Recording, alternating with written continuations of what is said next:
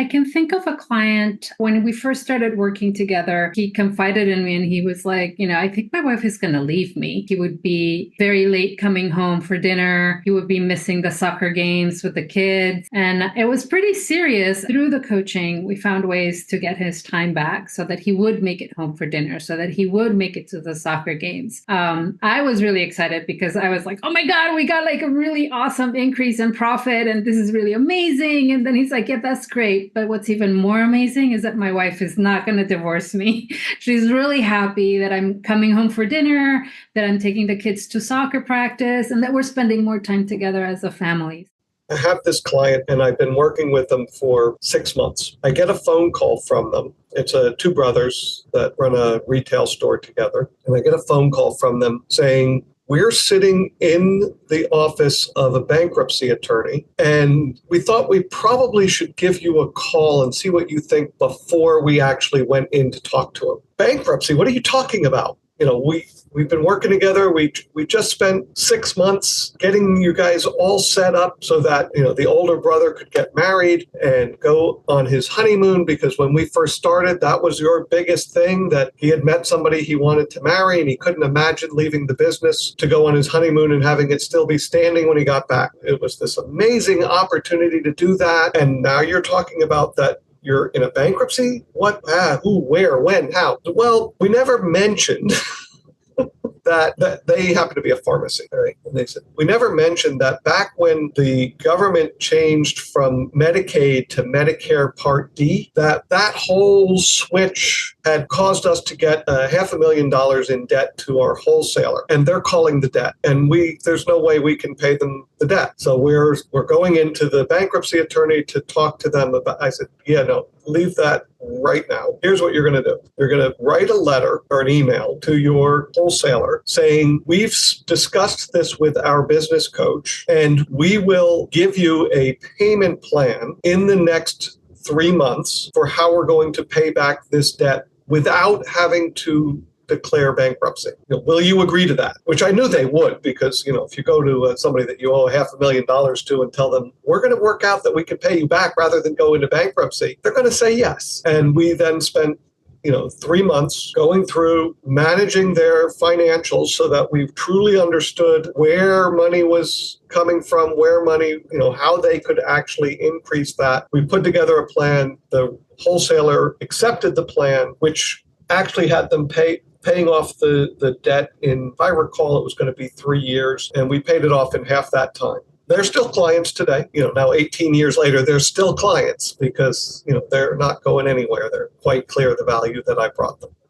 My favorite story has to do with a client that had a company that took incentive trips like Johnson & Johnson or Unilever or whatever for their events on cruise lines. And I started working with her in the fall of 2019. So now you know what's going to happen next, right? In the beginning of March 2020, I had been reading, because I study a lot and follow like the different industries my clients have, and could see that the cruise industry was about to go off a cliff. There was all kinds of, there are people breaking out with COVID or not. So I called her and I said, listen, you need to come into my office and we need to talk about what's going on in your industry. Do you want me to just come by myself? No, I said, you got to bring your whole team. So the whole team came and we looked at what were the relationships and the core competencies that this company had that we could use to pivot. Now, they looked at all kinds of stuff, but she had been already in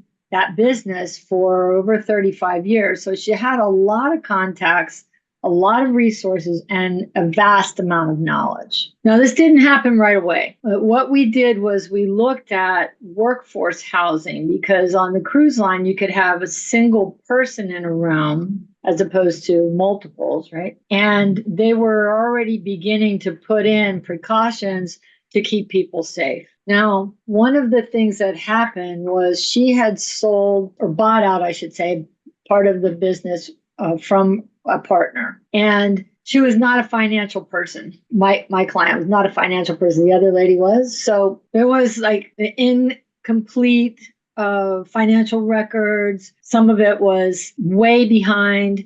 Right? So we were like already dealing with some of these kinds of things. And one day I had met with her and her CFO, and we're talking, and she went in to use the restroom, and he goes, "Why don't you tell her that she needs to go into bankruptcy?" And I'm like, "You never tell an entrepreneur that." We might end up there, but we're not there yet. So we're going to work on whatever we need to work on and putting in this new infrastructure, creating the marketing for that, changing the website to attract this, and put out messaging of how this is a good response for certain situations that require workforce housing and the like, right? So we did that. The first thing that she did was COP26, the climate event.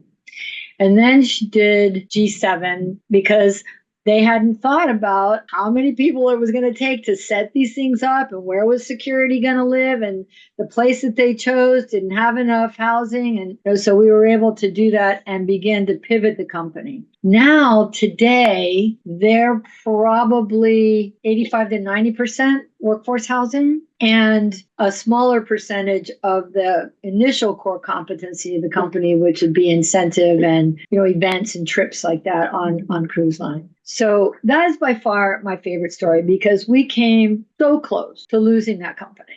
And we didn't. One of the more recent projects was they provided ships for Scotland and Edinburgh and Glasgow for Ukrainian refugees. And they had that, and then created a nonprofit, Mission of Innocence, to support the kids and their schooling and playing and all the different things that were important to kids for the Scottish government. And those ships left about 6 months ago. There's a great story of working with a CPA who you would think, a lot of business owners go to a CPA for advice and are looking for them to be their kind of coach and business savvy person. And, they unfortunately, what they're really savvy about is taxes. They're not so savvy about the numbers of driving a business and growing it. And even working with a CPA that really didn't have a good recruitment process. So being able to help her get her team staffed so that she wasn't having to do everything, helping her get really good pricing and working on her confidence as a salesperson, and ultimately getting her to track numbers she wasn't tracking for herself. And never forget what she said. She said, "I about fell out of my chair when I saw that our profitability, not revenue, profitability was up 1,000% year over year. Just from some of the things that I just said had made such a difference from one tax season to another." So that was really cool, because she really came in as just one part-time employee and grew her team to 3 or 4. And now I stay in touch with her, and she's now in real estate and other ventures. And it's just really cool to see what's possible when you don't do everything you have to do as a job in the business, but truly get yourself to an owner level. When it comes to selling a business, I think the results have been remarkable. And in the early days, I remember we didn't know, we were just using testimonials from others around the world because we hadn't had our own yet. And now after 17 years, we've counted, it's over 30 businesses now that have gotten to a place where the business works without them.